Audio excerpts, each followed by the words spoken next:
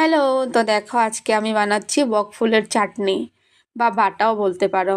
আমি এই জিনিসটা আগে কোনোদিন খাইনি, শুনেছি, তো আজকে বানাবো। আমাকে একটা বোন বলেছিল খুব টেস্টি হয়। তো দেখো কড়াইতে আমি কাঁচা লঙ্কা আর রসুন দিয়ে দিলাম, এখানে একটু তেল দেব আর দেব কালো জিরে।